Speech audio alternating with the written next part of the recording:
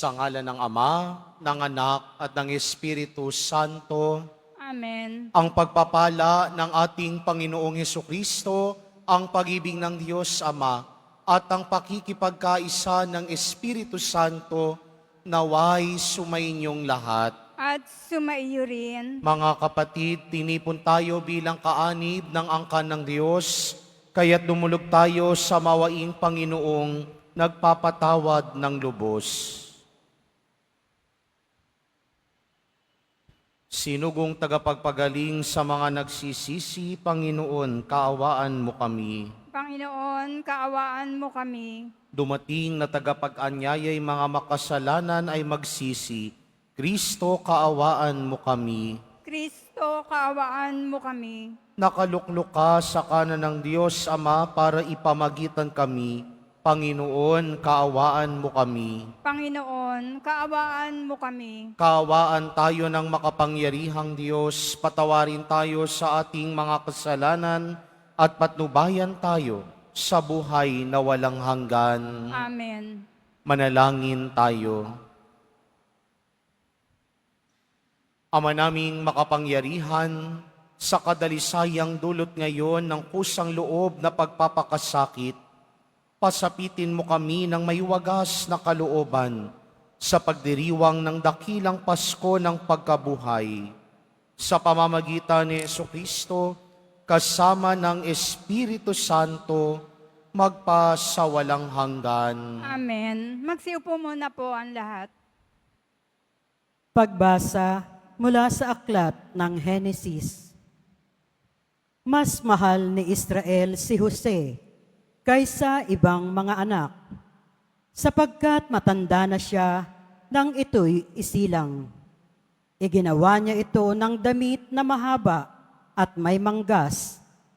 Dinamdam ito ng kanyang mga kapatid at ayaw nilang pakisamahang mabuti si Jose. Nasa Sikem ang mga kapatid ni Jose at doon inalagaan ang kawan ng kanilang ama. Sinabi ni Israel, "Gumayak ka at sumunod sa iyong mga kapatid." Sumunod si Jose at natagpuan ang mga kapatid sa Dotan. Malayo pa siya'y natanaw na ng mga ito. Nagkaisa silang patayin siya. Sinabi nila, "Ayan na ang mapanaginipin. Patayin natin at ihulog sa balon at sabihing sinila ng mabangis na hayop. Tingnan natin kung ano ang mangyayari sa kanyang mga panaginip." Narinig ito ni Ruben at binalak na iligtas si Jose. Sabi niya, Huwag nating patayin.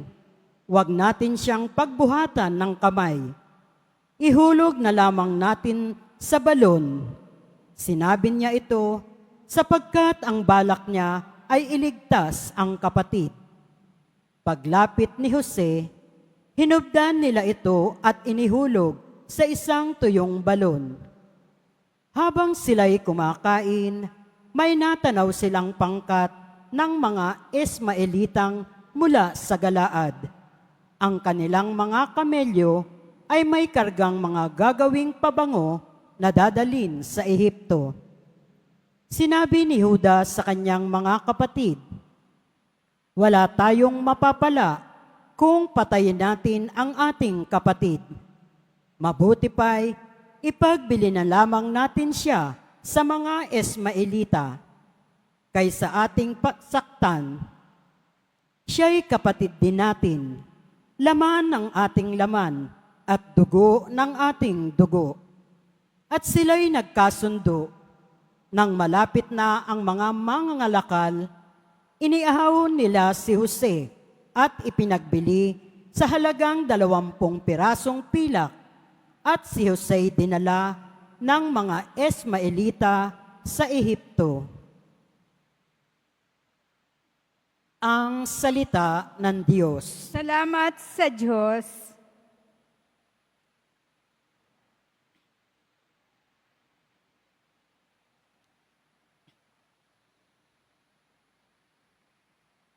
Gunitain ng malugod ang dakilang gawa ng Diyos. Gunitain ng malugod ang dakilang gawa ng Diyos. Sa lupain nila'y mayroong tagutom na ipinarating itong Panginoon, kung kaya nagdahop sila sa pagkain. Subalit ang Diyos sa unahan nila'y may sugong lalaki, tulad ng alipin, ibininta nila ang batang si Jose. Gunitain ng malugod ang dakilang gawa ng Diyos. Mga paa nito'y nagdanas ng hirap nang ito'y ipangaw, pati liig niya'y pinagpakwintas ng kulyar na bakal. Hanggang sa dumating ang ilang sandali na siya'y subukin nitong Panginoon na siyang nangakong siya'y tutubusin. Gunitain ng malugod ang dakilang gawa ng Diyos. Ang kinasangkapan niya'y isang hari, siyang nagpalaya. Pinalaya siya nitong haring ito na namamahala. Doon sa palasyong tahanan ng hari, pinapamahala sa buong lupain. Si Jose, ginawa niyang katiwala. Gunitain ng malugod ang dakilang gawa ng Diyos. Magsitayo na po ang lahat.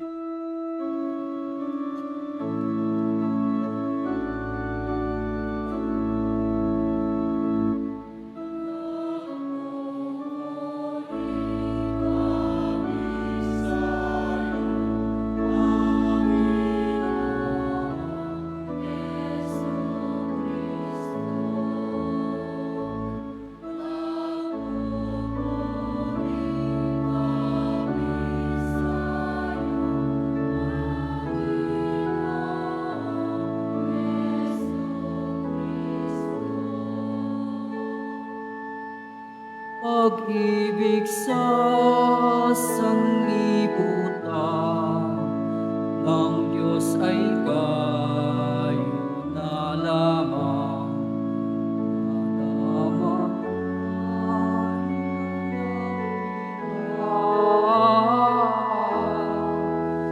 Upang mabuhay kailanman ang nananalig na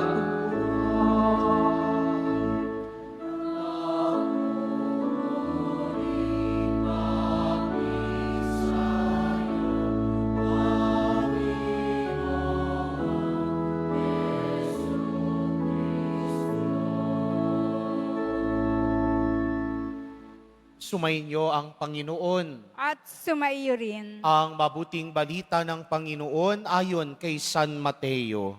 Papuri sa iyo, Panginoon. Noong panahong iyon, sinabi ni Jesus sa mga punong saserdote at matatanda ng bayan, "Pakinggan niyo ang isa pang talinghaga. May isang taong nagtanim ng ubas sa kanyang bukid at ito'y binakuran niya. Gumawa siya roon ng pisaan ng ubas at nagtayo ng isang mataas na bantayan. Pagkatapos, kanyang iniwan sa mga kasama ang ubasan at siya ay nagtungo sa ibang lupain.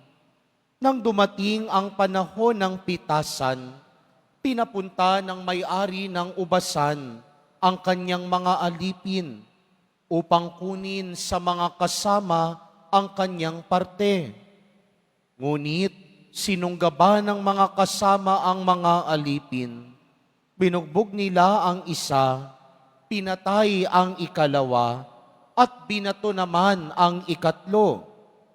Pinapunta uli ng may-ari ang mas maraming alipin, ngunit gayon din ang ginawa ng mga kasama sa mga ito. Sa kahuli-hulihay, pinapunta niya ang kanyang anak na lalaki. Igagalang nila ang aking anak, wika niya sa sarili. Ngunit nang makita ng mga kasama ang anak, sila'y nag-usap-usap. Ito ang tagapamana. Halik kayo, patayin natin nang mapa sa atin ang kanyang mamanahin. Kaya't siya'y sinunggaban nila, inilabas sa ubasan at pinatay. Pagbalik ng may-ari ng ubasan, ano kaya ang gagawin niya sa mga kasamahang iyon? Sumagot sila, lilipulin niya ang mga buhong na iyon at paaalagaan ang ubasan sa ibang kasama na magbibigay sa kanya ng kaparte sa panahon ng pamimitas. Tinanong sila ni Jesus, hindi pa ba ninyo nababasa ang talatang ito sa kasulatan? Ang batong itinakwil ng mga tagapagtayo ng bahay, ang siyang naging batong panulukan.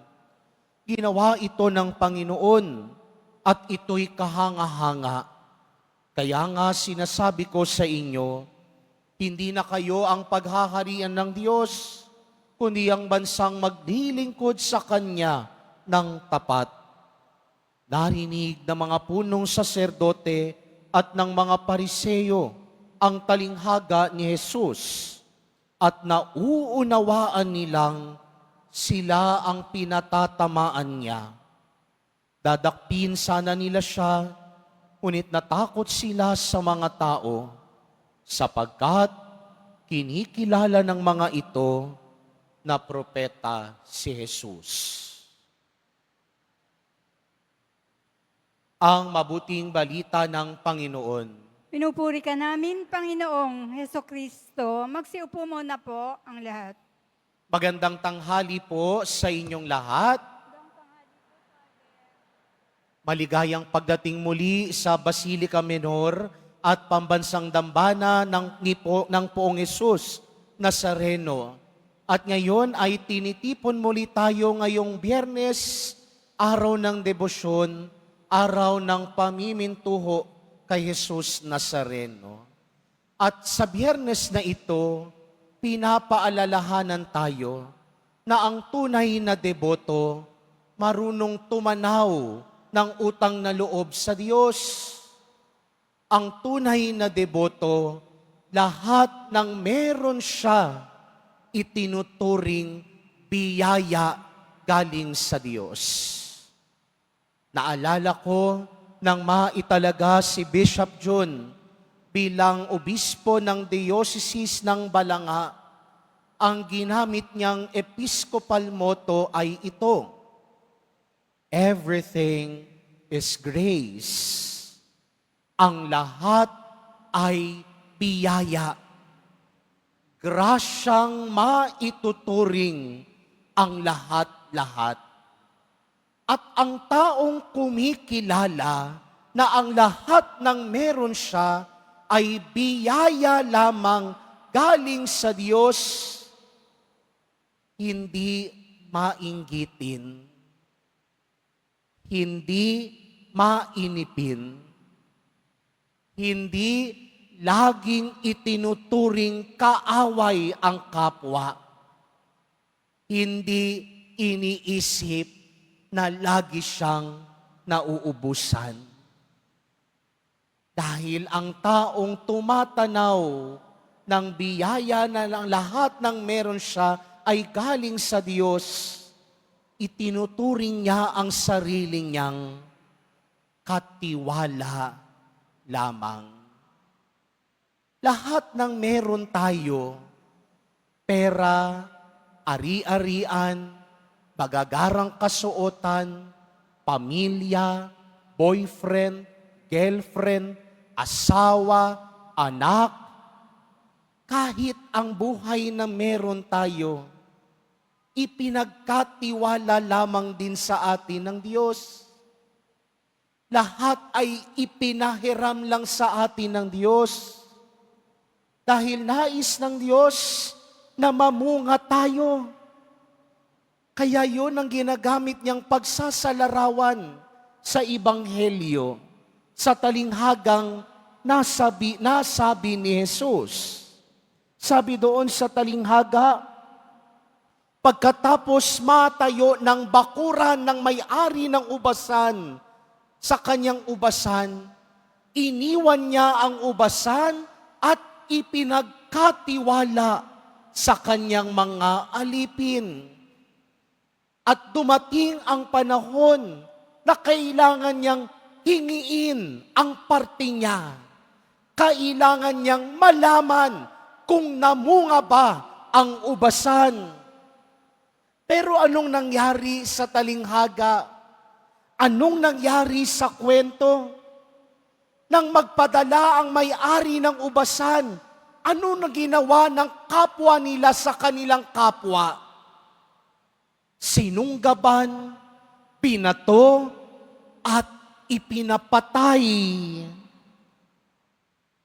At inakala pa ng may-ari, o sige, ipadadala ko ang aking anak. Siguro naman, rerespetuhin nila. Pero anong nangyari? Kung ano ang sinapit ng mga naunang ipinadala, mas higit pa ang sinapit ng kanyang anak. Dahil ang tingin ng mga katiwala nila sa sarili nila, pagmamay-ari nila ang ubasan. Pagmamay-ari nila ang mga bagay na ipinagkatiwala lamang sa kanila. Kaya kung maaari, ayaw na ayaw nilang mauunahan sila ng ibang tao. Ayaw na ayaw nilang mauungasan sila ng ibang tao. Dahil ang tingin nila sa sarili nila, akin ito. Pagmamay-ari ko ito. Alam niyo kung anong tawag sa mga ganong tao? Entitled. Self-entitlement. Matagal na ako dito. Matagal na akong nagtatrabaho dito. Matagal na akong presidente dito. Papunta ka pa lang, pabalik na ako. Inugatan na ako dito, kaya higit na mas marami akong alam kaysa sa iyo. Pero minsan, yung mga taong ang tingin nila sa sarili nila, sila na ang nagmamay-ari, kabaliktaran pala ang kahatnan nila.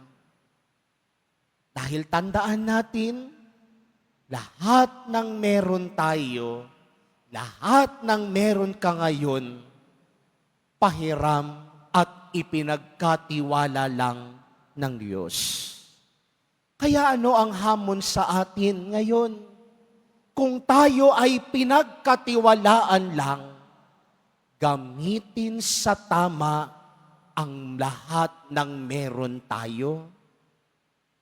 Minsan yung iba sa atin, meron na, naghahanap pa ng iba. Meron ng asawa, naghahanap pa ng ibang asawa. Meron ng magandang pamumuhay, naghahanap pa, nagrereklamo pa. Nakakakain ka naman 3 beses sa isang araw, naghahanap ka pa. Hindi nagiging kontento. Pero tatandaan, ipaalaala sa sarili, baka lahat ng meron ka, wala ang iba. Kaya pag-ingatan mo, pagyamanin mo, mamunga ka, dahil baka bawiin din sa iyo kapag hindi ginamit sa tama. Kaya ngayong panahon ng Kwaresma, yan ang pinagsusumikapan natin.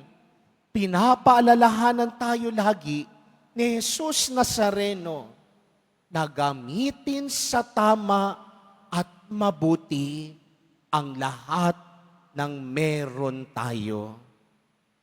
Pakitapik ang sarili, paalalahanan, hindi ko pagmamay-ari ang mga ito. Pinagkatiwalaan lamang ako, kaya gagamitin ko sa mabuti at tama. Magsitayo na po ang lahat.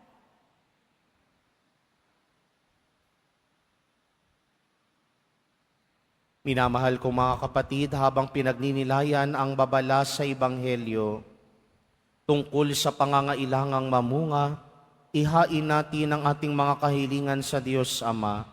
Sa bawat panalangin ang ating itutugon, Panginoon ng ubasan, pagpalain mo ang aming mga buhay.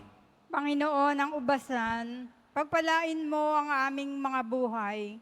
Ang Santo Papa, naway makatanggap ng liwanag, lakas at tulong sa kanyang pag-akay sa simbahan sa mga panahong ito ng kahirapan. Manalangin tayo. Panginoon ng ubasan, pagpalain mo ang aming mga buhay. Ang ating mga isipan, naway mapuspos ng kapayapaan ng Diyos na naghahatid ng walang hanggang kagalakan at walang katapusang kaligayahan. Manalangin tayo. Panginoon ng ubasan, pagpalain mo ang aming mga buhay. Sa ating mga sariling buhay, naway makapagbigay tayo ng bunga ng pag-ibig, pagpapatawad, katarungan, at kapayapaan. Manalangin tayo. Panginoon ng ubasan, pagpalain mo ang aming mga buhay. Ang mga may sakit at nagdurusa, naway hindi panghinaan ng loob sa gitna ng kanilang dinaranas na pagsubok at sa halip ay palakasin ng salita ng Diyos. Manalangin tayo. Panginoon ng ubasan, pagpalain mo ang aming mga buhay. Ang mga yumao, naway tumanggap ng kanilang walang hanggang kapangingahan sa iyong kaharian. Manalangin tayo. Panginoon ng ubasan, pagpalain mo ang aming mga buhay. Ama naming nasa langit, nagpapasalamat kami sa iyo para sa iyong tapat na pag-ibig. Tulungan mo kaming mapaglingkuran ka ng buong puso at mamuhay ng karapat-dapat sa iyong pagtawag sa amin. Tinadalangin namin ito sa pamamagitan ni Kristo na aming Panginoon. Amen. Magsiupo muna po ang lahat.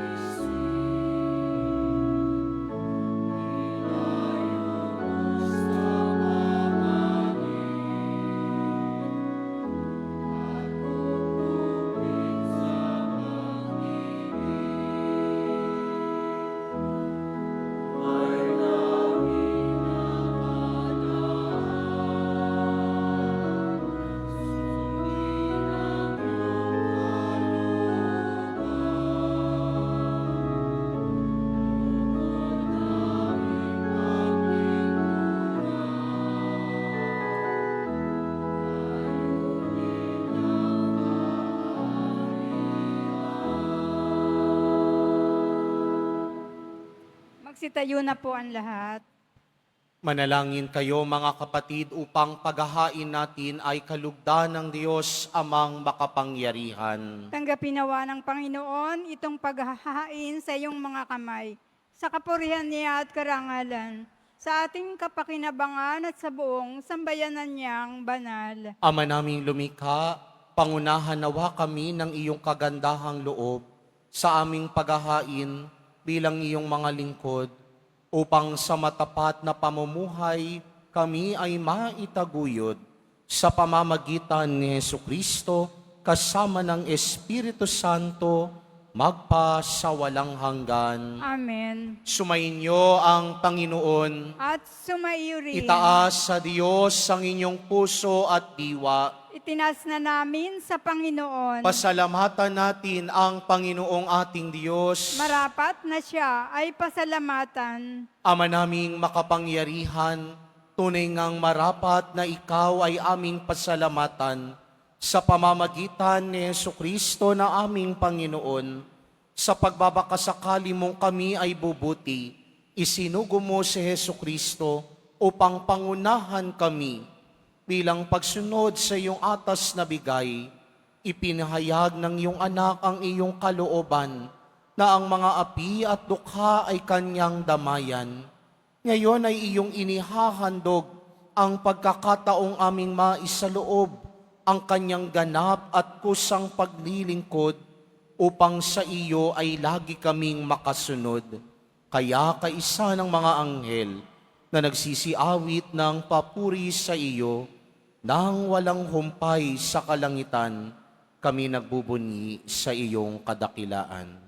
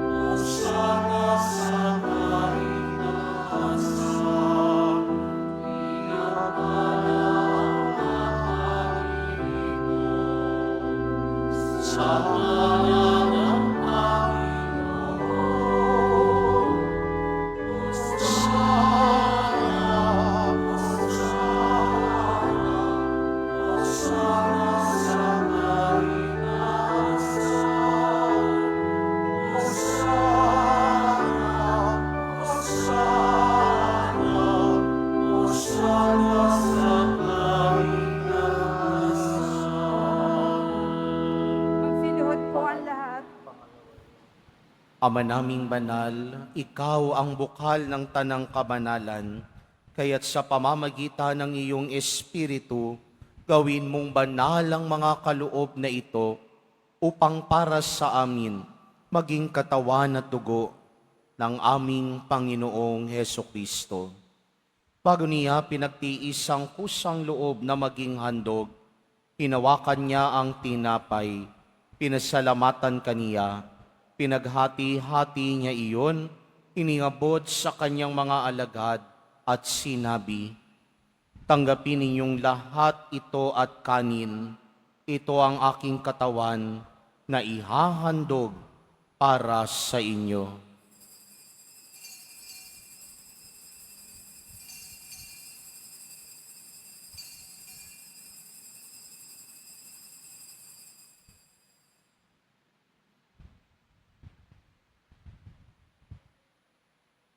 Gayun din naman noong matapos ang hapunan, hinawakan niya ang kalis, muli kanyang pinasalamatan, iniabot niya ang kalis sa kanyang mga alagad at sinabi, "Tanggapin ninyong lahat ito at inumin. Ito ang kalis ng aking dugo, ng bago at walang hanggang tipan, ang aking dugo na ibubuhos para sa inyo at para sa lahat, sa ikapagpapatawad ng mga kasalanan. Gawin ninyo ito sa pag-alala sa akin."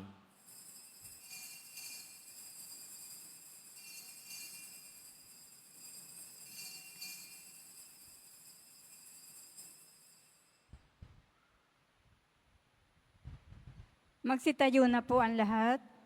Ipagbunyi natin ang misteryo ng pananampalataya. Si Kristo'y namatay, si Kristo'y nabuhay, si Kristo'y babalik sa wakas ng panahon. Ama, ginagawa namin ngayon ang pag-alala sa pagkamatay at muling pagkabuhay ng iyong anak. Kaya't iniaalay namin sa iyo ang tinapay na nagbibigay buhay at ang kalis na nagkakaloob ng kaligtasan. Kami nagpapasalamat dahil kami iyong minarapat na tumayo sa harap mo para maglingkod sa iyo. Isinasamo namin kaming magsasalo-salo sa katawan at dugo ni Kristo ay mabuklod sa pagkakaisa sa pamamagitan ng Espiritu Santo.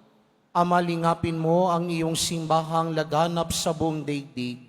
Puspusin mo kami sa pag-ibig, kaysa ni Francisco na aming Papa at ni Jose na aming Obispo at ng Tanang Kaparian. Alalahanin mo rin ang mga kapatid naming nahimlay na may pag-asang sila'y muling mabubuhay, gayon din ang lahat ng mga pumanaw.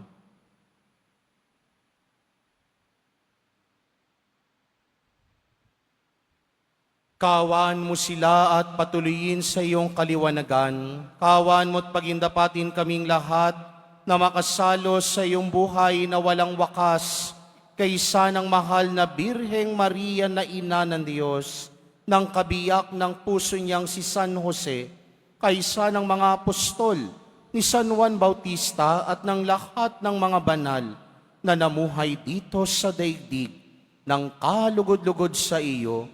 May pagdiwang nawa namin ang pagpupuri sa ikararangal mo sa pamamagitan ng iyong anak na aming Panginoong Hesukristo.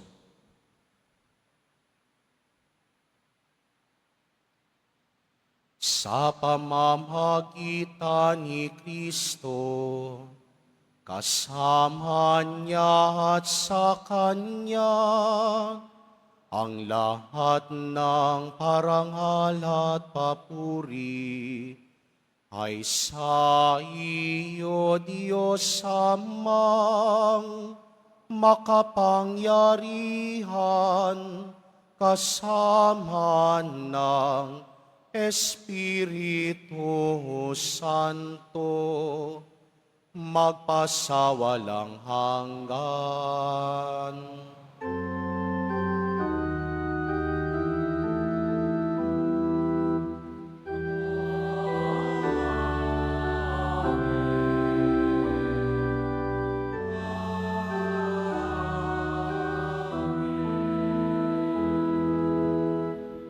Sa tagubilin naman nakagagaling na utos at turo ni Jesus na Panginoon natin at Diyos, ipahayag natin ng lakas loob.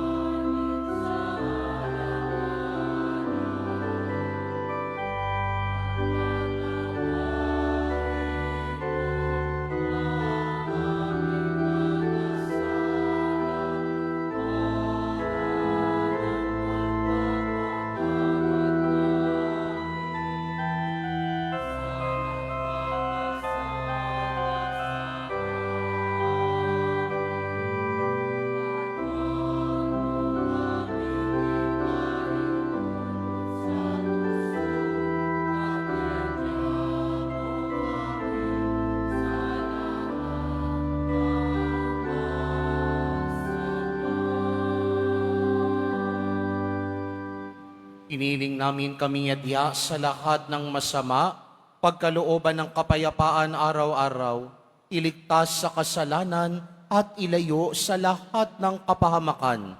Samantalang aming pinananabikan ng dakilang araw ng pagpapahayag ng tagapagligtas naming si Hesukristo. Sapagkat sa iyo ang kaharian at ang kapangyarihan at ang kapurihan magpakailanman. Amen. Panginoong Heso Kristo, sinabi mo sa iyong mga apostol, kapayapaan ang iniiwan ko sa inyo, ang aking kapayapaan ang ibinibigay ko sa inyo, tunghayan mo ang aming pananampalataya at huwag ang aming pagkakasala. Pagkalooban mo kami ng kapayapaan at pagkakaisa, ayon sa iyong kalooban, kasama ng Espiritu Santo, magpasawalang hanggan. Amen. Ang kapayapaan ng Panginoon ay laging sumainyo. At sumaiyo rin. Magbigayan kayo ng kapayapaan sa isa't isa.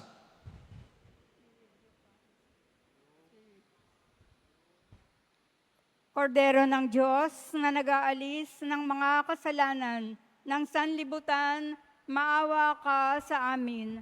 Kordero ng Diyos na nag-aalis ng mga kasalanan ng sanlibutan, maawa ka sa amin. Kordero ng Diyos na nag-aalis ng mga kasalanan ng sanlibutan, pagkaloob mo sa amin ang kapayapaan. Magsiluhod po tayo.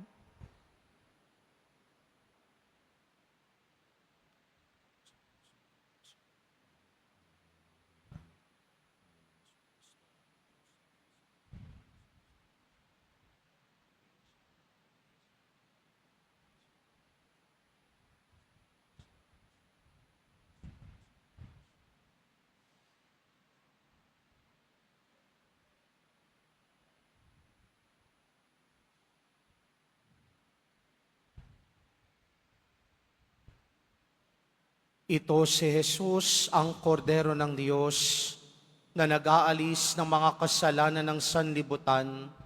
Mapapalad ang mga inaanyayahan sa kanyang piging.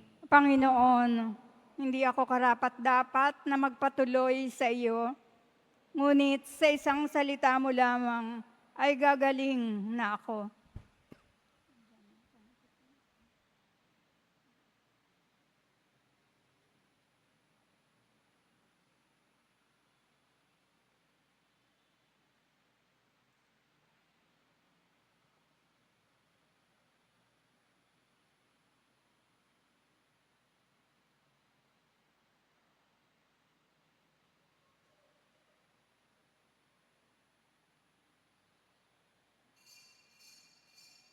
Para po sa lahat ng tatanggap ng banal na komunyon, sasagot po tayo ng amen pagkasabi ng pari o ng lay minister ng katawan ni Kristo at isubo agad sa bibig bago umalis sa harapan ng pari o ng lay minister. Sumunod po tayo.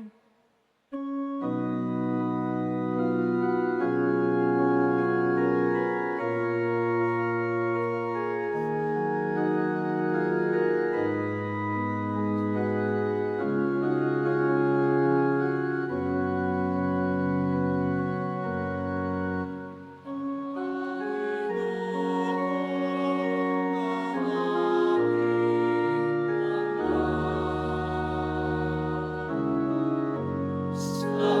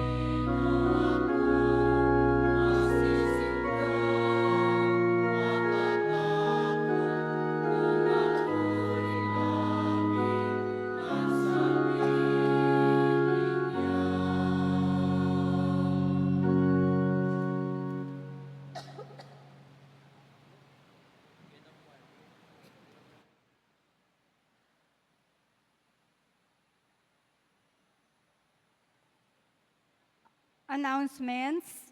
Announcement po para sa Nazarene Catholic School. Ang Nazarene Catholic School, ang paaralan ng Basilica Minor at Pambansang Dambana ni Jesus Nazareno, ay tumatanggap na ng mga mag-aaral mula sa preschool hanggang senior high school para sa school year 2025-2026. Sa mga mag-aaral na papasok para sa grade 1 at grade 7, ang paaralan po ay magbibigay ng libreng mga libro sa darating na pasukan. Mayroon din pong academic discounts sa mga mag-aaral na kabilang sa top 10 na papasok ng grade 1 at grade 7. May matatanggap na 13,000 ESC subsidy ang mga grade 7 na patuloy na matatanggap hanggang sa sila ay makarating ng grade 10. Bukod pa po dito, ang lahat po ng mga mag-aaral na papasok bilang grade 11 mula sa public school ay maaari pong mag-enroll ng libre at wala nang babayaran hanggang sa siya ay matapos ng senior high school. Para po sa karagdagang impormasyon, tulong pang edukasyong pinansyal, diskwento at mga scholarship, maaari kayong mag-message sa Nazarene Catholic Schools Facebook page o tumawag sa mga sumusunod na numero na nakapaskil sa ating LED screen. Pagkatapos po ng banal na misa, ang pagbibisik po ng banal na tubig ay magaganap sa labas ng ating simbahan. Pinakikiusapan po ang lahat na ang tanging labasan o exit ay sa Quezon Boulevard at sa Plaza San Juan lamang po. Iwasan po natin ang magtulakan. Sumunod po tayo. Maraming salamat po sa inyong pagdalaw at pagsisimba sa Basilica Minor at Pambansang Dambana ni Jesus Nazareno. Magsilhod po ang lahat. Darasalin po natin ang panalangin sa mahal na pong Jesus Nazareno. Mahal na poong Jesus Nazareno, banal ang iyong pangalan, dinadakila at pinasasalamatan ka namin. Nagpakababa ka at sumunod sa kalooban ng Ama. Pinasan mo ang krus at nag-alay ng buhay para sa aming kaligtasan. Tanggapin mo ang aming dasal at sakripisyo. Itulot mo na kaming sumasamo ng buong katapatan at pagmamahal, magbahagi ng mabuting balita, magsisi at itakwil ang kasalanan at masama, at maghatid ng awa at kapayapaan sa aming kapwa. Ipinagkakatiwala namin sa iyo ang lahat-lahat sa amin. Ipinapanalangin namin ang mga nangangailangan ng iyong tulong. Ipinauubaya namin sa iyo ang aming mga kahilingan.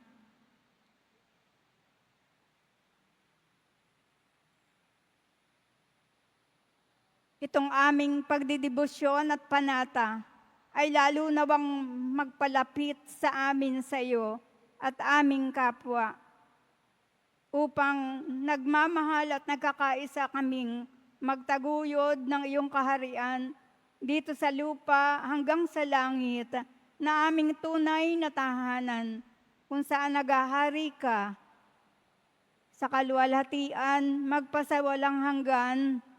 Amen. Magsitayo na po ang lahat. Manalangin tayo. Ama naming mapagmahal, pagkatanggap namin sa banal na pakikinabang, marapatin mong tahaki namin at sapitin ang kaligtasang iyong ibinigay sa amin. Sa pamamagitan ni Jesucristo, kasama ng Espiritu Santo, magpasawalang hanggan. Amen. Sumainyo ang Panginoon. At sumaiyo rin. Mahal na pong Jesus Nazareno, inihag mo po sa pamamagitan ng krus ang walang maliw na pag-ibig ng Diyos sa sangkatauhan. Pakinggan mo po ang kahilingan, lalo na para sa mga nangangailangan ng iyong tulong at awa. Makamtan nawa namin ang iyong kasagutan na may utang na loob na tinatanaw. Basbasan din po ninyo itong mga imahen at dasalan upang lalo kaming manalangin at magtiwala. Sa pamamagitan ng bendisyon na ito, naway lalo kaming maging mapaglingkod, masunurin at tapat sa iyo, naming maluwalhating Panginoon, magpasawalang hanggan.